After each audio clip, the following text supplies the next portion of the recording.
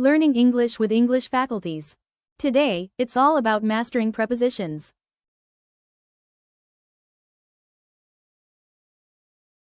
Hey everyone, and welcome. Today we are going to tackle some of the smallest words in the English language that have the absolute biggest impact on how clear you sound. I mean, if you've ever paused and wondered, wait, should I say I'm meeting in the cafe, at the cafe, or on the corner? Well, you've come to the right place. So let's just dive right in and master these things. You see them everywhere, right? These little words in, at, on, from, to. They're basically the glue holding our sentences together. But what are they actually doing? I mean, what is their real job?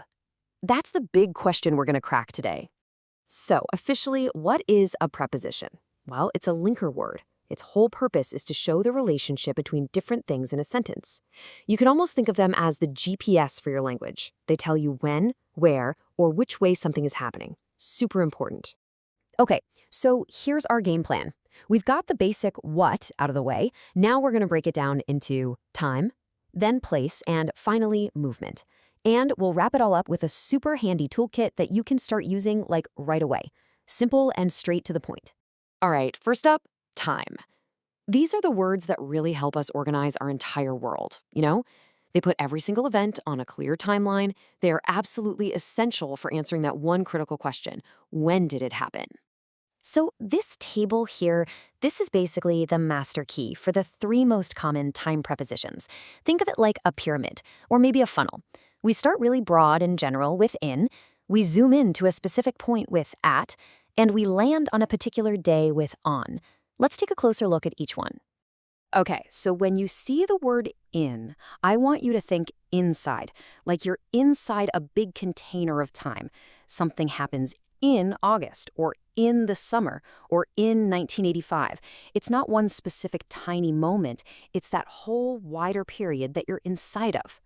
Now at is where we get super specific. It's like dropping a pin on a map, but we're doing it for time. We meet at 2:30. We eat at breakfast. Things go bump at night. It marks one very, very precise moment. And that brings us to on. This one is just perfect for specific days and dates. And honestly, the easiest way to remember it is to picture yourself putting a sticker on a page of your calendar. The meeting is on Friday. My birthday is on the 21st. See? It's literally on the page. Okay, pay attention, because this is a big one that trips a lot of people up. Since versus for. This slide makes the difference so clear. Since points to the starting line of something that's still going. I've been a student since 2004. But for measures the total distance you've run. I've been a student for 2 years. One's the start, the other is the total duration.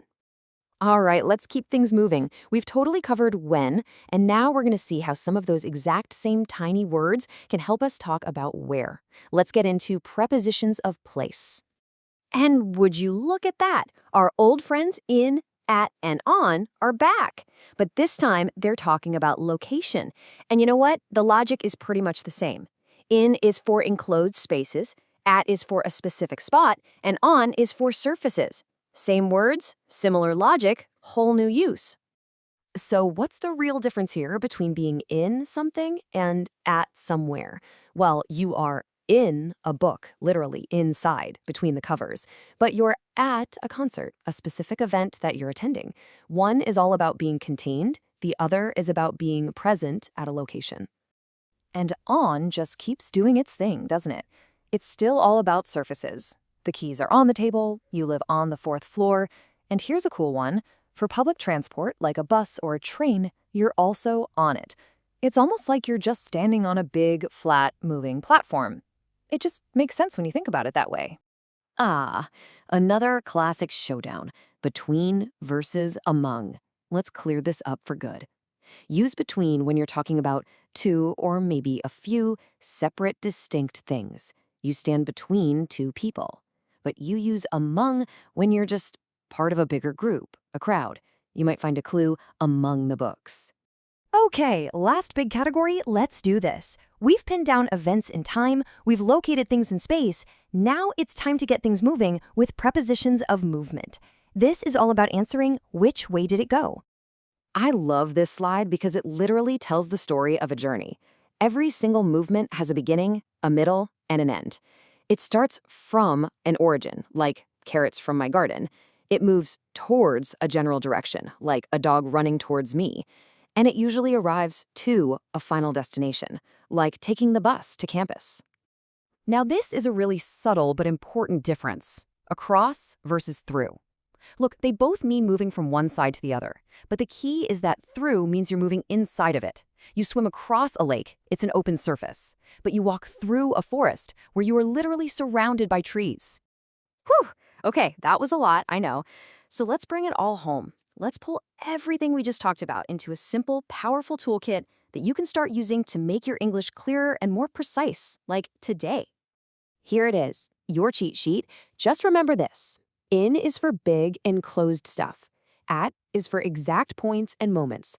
On is for surfaces and days. To is where you're going, and from is where you started. If you can just get these 5 down, you are so far ahead of the game. You know, this quote just hits the nail on the head.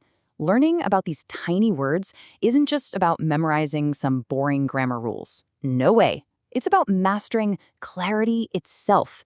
It's about giving everything you say and write the context it needs to be perfectly understood. So, there you have it. We went from maybe a little confused to hopefully very clear, from general ideas to specific tools. So the final question here is for you. Now that you've got this toolkit, where are you going to go with this knowledge? How will you use it? Thanks so much for hanging out with me today.